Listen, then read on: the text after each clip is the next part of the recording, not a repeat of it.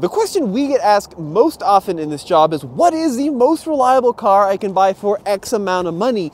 And we have a really hard time answering that because our bread and butter is new cars and trucks, cars that were just debuted, cars that have only been on the market for a few months, and we just don't know the long-term reliability. And there are companies like Consumer Reports and JD Power that have huge teams and vast resources that look into it. But every now and then we do find a couple of vehicles that pique our interest that we want to talk about from a longevity standpoint. And Brendan behind the camera brought me here to Dealers Auto Auction of the Rockies, where he found this. Brendan, what is this? Yeah, this is a GMC Yukon. This is actually a 2020, and it's basically an ex-livery vehicle, right? So it spent some time as a rental, but then it spent a lot of time as just kind of a commercial runabout vehicle. And look, with a typical car, it might take 5, 10, 15, 20 years before the consensus is made on how reliable a vehicle is, unless you give that same vehicle to a livery driver, and then you might find out in a couple of years, because this car is 4 years old, less than 4 years old, and it has driven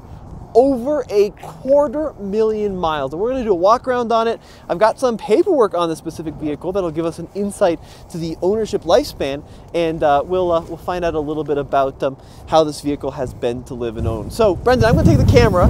It's freezing. It's like a Tarantino movie out here today. We're like in a frozen tundra today. So tell me a little bit about this vehicle. Now, we ran the Carfax, Brendan, and where did this vehicle start out its life? So this vehicle started out its life being sold new in California to a rental company. And believe it or not, it somehow made its way to Florida and Texas just in its first year. And then it was somehow sold again after 1 year with 25,000 miles on it in Arizona. So this thing has been all over the country, touching just about every corner. And now it's here in Colorado with 230,000 miles on it. So that's quite a lot. I mean, you're talking the second owner put almost 70,000 miles per year on this vehicle, and it still runs and drives. Yeah, the Carfax indicated averaging over 69,800 miles per year.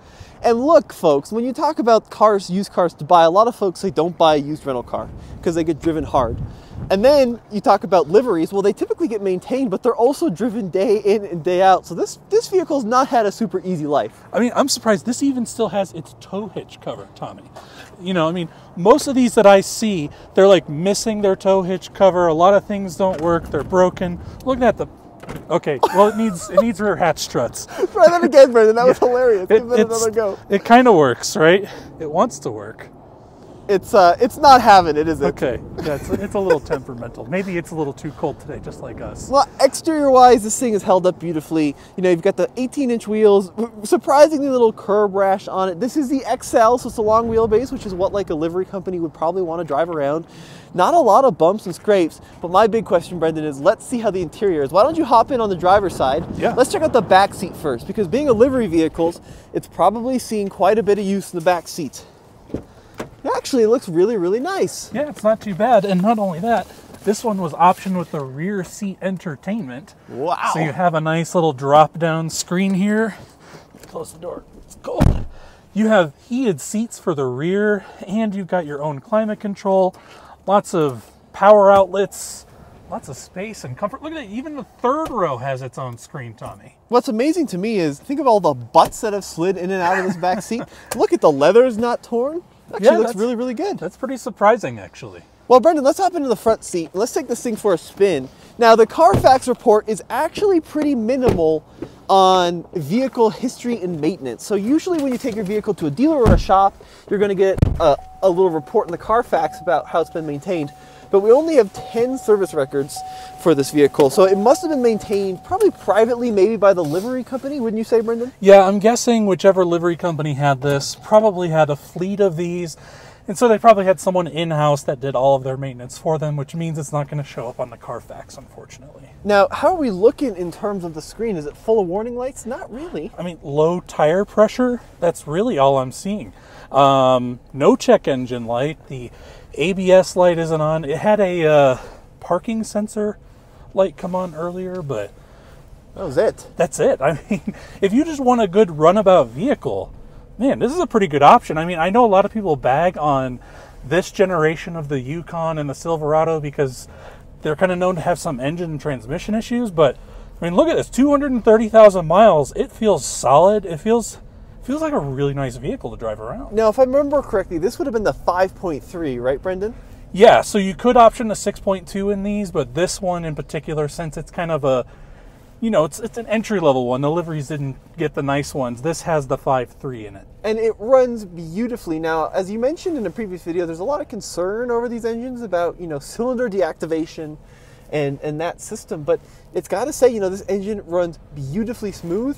We have snow on the test track, so we're not going to be able to give it all the beans, but it revs out. The transmission shifts well. It's just really smooth, actually. Yeah, it's beautiful. It doesn't clunk or rattle. No, this is nice. Like, this vehicle is ready to go. A lot of times when you get into a car here at the auction, they're here at the auction because there's something inherently wrong with them.